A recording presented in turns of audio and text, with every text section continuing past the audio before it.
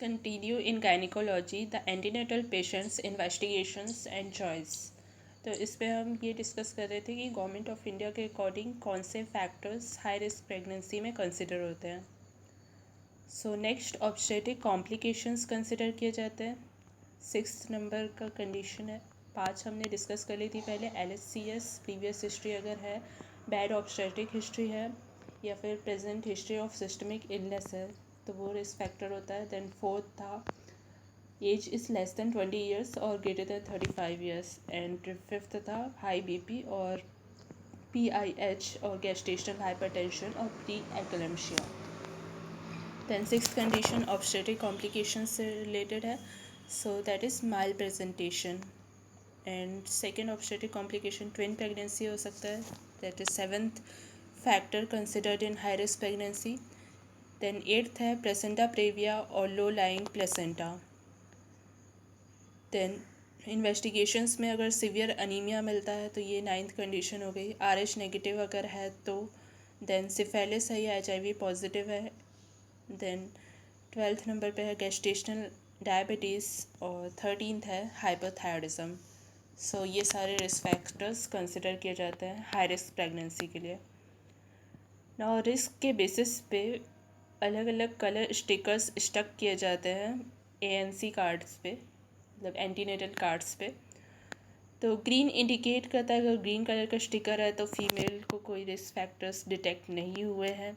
Then red अगर रहता है तो फीमेल हाई रिस्क पे है। ब्लू अगर रहता है कलर स्टिकर तो विथ PIH है, that is pregnancy induced hypertension. Yellow अगर है कलर स्टिकर तो फिर फीमेल विथ कोमॉर्बिड कंडीशन है। नाउ सब्सिक्वेंट प्रीनेटल टेस्ट कौन से होते हैं।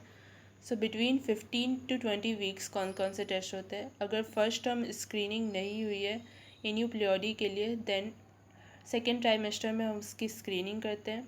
तो एनोमली स्कैन सारे फीमेल्स में करना ज़रूरी होता है, इसलिए फर्स्ट ट्राइमेस्टर में अगर नहीं हुआ है तो सेकेंड ट्राइमेस्टर में करते हैं। नाउ बिटवीन 24 to 28 वीक्स क्या करते हैं, वेस्टर्न कंट्रीज़ में हीमोग्लोबिन और हेमाटोक्रेट रीअसेस किया जाता है अगेन। और as government of India government guideline के अकॉर्डिंग हीमोग्लोबिन और हेमाटोक्रेट 4 टाइम्स होना चाहिए टोटल प्रेगनेंसी में। एंड डिप्सी रिकमेंड करता है कि स्क्रीनिंग गेस्टेशनल डायबिटीज़ की होनी चाहिए 24 to 28 वीक्स में। देन एंटीबॉडी स्क्रीनिंग भी की जाती है RH नेगेटिव फीमेल में, अगर RH नेगेटिव फीमेल है तो। देन बिटवीन 32 to 36 वीक्स में क्या किया जाता है, एजुकेट करता है फीमेल को about sign of pre term labour के क्या साइन उसको मिल सकता है ये बताते हैं। देन 35 to 37 वीक्स में क्या करते हैं, वेजाइनल एंड रेक्टल स्वैब लेते हैं ग्रुप B स्ट्रेप्टोकोकाई कल्चर का, ये बहुत इंपॉर्टेंट चीज़ है तो ये लिया जाता है। नाउ पेशेंट का अगर लो लाइंग प्लेसेंटा है सो कंफर्म किया जाता है प्लेसेंटा प्रेविया के लिए, तो ये भी किया जाता है 32 से 36 वीक्स में। देन मॉल न्यूट्रिशन को भी कंफर्म किया जाता है कि परसिस्टिंग तो नहीं है। देन ब्रीच या ट्रांसफर्स लाई देखा जाता है 36 वीक्स पे, तो ये कंफर्म करने के लिए कि एक्सटर्नल सेफेलिक वर्जन तो नहीं है। देन एडवाइस क्या दी जाती है पेशेंट को, ये विलियम्स के पेज 183 के अकॉर्डिंग है। तो वेट जो गेन होता है ना प्रेगनेंसी में वो आइडियल वेट होता है 12.5 kg। तो फैक्टर्स जो अफेक्ट करते हैं वेट गेन को वो क्या क्या होता है, एक तो सोशो इकोनॉमिक स्टेटस होता है, सेकंड पैरिटी होता है, तो प्रीमी ग्रेविडा की जो वेट गेन होता है वो ज़्यादा होता है as compare to multigravida, क्योंकि प्रीमी ग्रेविडा में पूरी फैमिली उसका ध्यान रखती है बहुत अच्छे से। नाउ थर्ड इथनेसिटी इसको अफेक्ट करती है, तो अमेरिकन्स में ज़्यादा वेट गेन होता है as compare to Africans. Then fourth pre pregnancy weight इसको अफेक्ट करता है, प्री प्रेगनेंसी वेट जितना ज़्यादा रहेगा उतना ज़्यादा वेट गेन होगा प्रेगनेंसी के टाइम पे भी, एंड जितना कम रहेगा उतना कम वेट गेन होगा ना। स्मोकिंग जो है वो अफेक्ट नहीं करती है मैटरनल वेट को ड्यूरिंग द प्रेगनेंसी, ये याद रखने वाली बात है।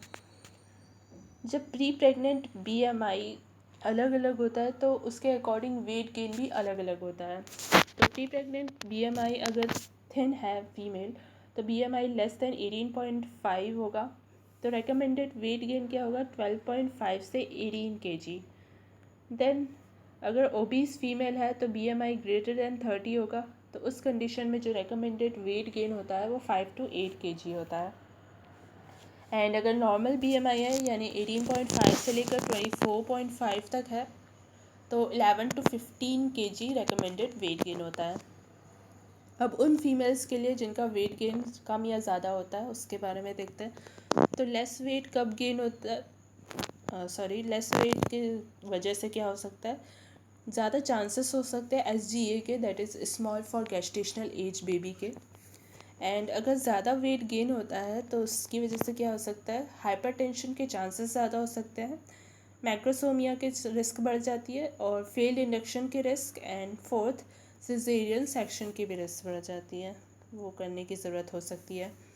नाउ वेट लॉस कैसे होता है after the delivery, immediately 5.4 kg loss हो जाता है प्लेसेंटा वगैरह की वजह से एंड बेबी की वजह से। देन नेक्स्ट 2 वीक्स में 4 kg वेट लॉस हो जाता है डायूरेसिस की वजह से। देन 2 वीक्स से लेकर 6 मंथ्स तक 2.5 kg वेट लॉस होता है, ये ब्रेस्ट फीडिंग की वजह से होता है। तो एवरेज वेट जो रिटेन होता है प्रेगनेंसी वाला वो 1 kg बस होता है, बाकी सब वेट लूज़ हो जाता है।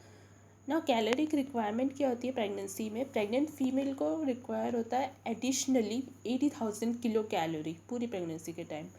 सो मोस्टली लेकिन ये लास्ट 20 वीक्स में रिक्वायर होता है, इक्वली डिवाइडेड नहीं है ये।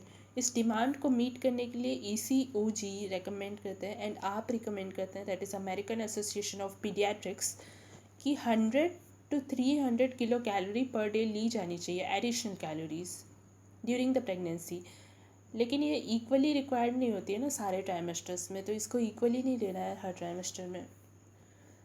सो इंस्टीट्यूट ऑफ मेडिसिन के अकॉर्डिंग फर्स्ट ट्राइमेस्टर में 0 एडिशनल कैलोरीज की रिक्वायरमेंट रहती है, एंड सेकेंड ट्राइमेस्टर में 340 kilo calorie per day additionally required रहती है, एंड T3 मतलब थर्ड ट्राइमेस्टर में 450 kilo calorie per day additionally required रहती है। एंड जो नॉर्मल कैलोरी रिक्वायरमेंट रहती है कोई भी फीमेल की वो होती है 2110 किलो कैलोरी पर डे। तो एडिशनल जो भी रिक्वायरमेंट है ना उसको इसमें ऐड करना पड़ेगा हमें, रिक्वायर्ड कैलोरी निकालने के लिए पर डे, उसको अगर हमको रेकमेंड करना है कि कितनी कैलोरी उसे लेनी है एक दिन में ना। जब भी कैलोरी इनटेक कम होता है ना तो प्रोटीन मेटाबोलाइज होता है और उसकी वजह से वो फीटल ग्रोथ और डेवलपमेंट के लिए अवेलेबल नहीं रहता है। तो ये हमको फीमेल को एक्सप्लेन करना होता है ताकि वो अपनी कैलोरीज़ का ध्यान रखे, अपने न्यूट्रिशन का ध्यान रखे, जिससे कि बेबी भी प्रॉपरली डेवलप हो। नाउ BMR के बारे में देखते तो ये BMR जो है ना इंक्रीज़ हो जाता है प्रेगनेंसी के टाइम पे, और थर्ड ट्राइमेस्टर पे ये इंक्रीज़ हो जाता है 20% से। वाटर जो रिटेन होता है प्रेगनेंसी में वो 6.5 लीटर रिटेन हो जाता है।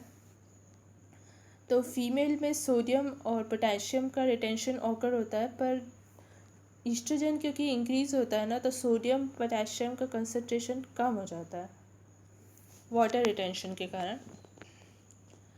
ना वाटर रिटेंशन के कारण एक और चीज़ होता है कि फिजियोलॉजिकल ईडिमा आ जाता है प्रेगनेंसी में, और प्लाज्मा ऑस्मोलिटी भी कम हो जाती है, 10 मिलीमोल पर लीटर होती है ये प्लाज्मा ऑस्मोलिटी। ना रेकमेंडेड डेली डाइटरी अलाउंस क्या रहता है प्रेगनेंसी और लैक्टेटिंग फीमेल्स में, विलियम्स के अकॉर्डिंग और पार्क के अकॉर्डिंग दोनों देखेंगे हम। सो प्रिफर्ड वाला पार्क रहेगा आंसर, एंड विलियम्स का अगर पार्क वाला ऑप्शन नहीं दिया है तो हम विलियम्स का टिक करेंगे। सो प्रोटीन के लिए प्रेग्नेंट फीमेल की जो रिक्वायरमेंट होती है वह 71 ग्राम होती है। पार्क के अकॉर्डिंग नॉन प्रेग्नेंट फीमेल में 45 ग्राम होती है, एंड फर्स्ट ट्राइमेस्टर में कोई एक्स्ट्रा कैलोरीज की ज़रूरत नहीं होती है, जबकि सेकेंड ट्राइमेस्टर में +10 कैलोरीज मतलब कि 55 कैलोरीज, एंड थर्ड ट्राइमेस्टर में +20 कैलोरीज मतलब कि +20 दैट इज़ 65 ग्राम हो जाएगा। एंड लैक्टेटिंग फीमेल में विलियम्स के अकॉर्डिंग 71 ग्राम है, पार्क में भी सेम है। कार्बोहाइड्रेट की जो रिक्वायरमेंट होती है वो प्रेग्नेंट फीमेल में 175 ग्राम है, एंड लैक्टेटिंग फीमेल में 210 ग्राम है। देन फैट की रिक्वायरमेंट प्रेग्नेंट फीमेल में 28 ग्राम है, एंड लैक्टेटिंग फीमेल में भी 28 ग्राम है। देन कैल्शियम की रिक्वायरमेंट प्रेग्नेंट फीमेल में 1000 मिलीग्राम है, एंड लैक्टेटिंग फीमेल में 1000 मिलीग्राम ही है उसमें भी, लेकिन पार्क के अकॉर्डिंग 1200 मिलीग्राम है। देन आयोडीन की जो रिक्वायरमेंट है वो प्रेग्नेंट फीमेल में 250 माइक्रोग्राम है एंड लैक्टेटिंग फीमेल में 280 माइक्रोग्राम है। सो ये था इसका next part, investigation and advice का। We will continue this in next video. Thanks for watching.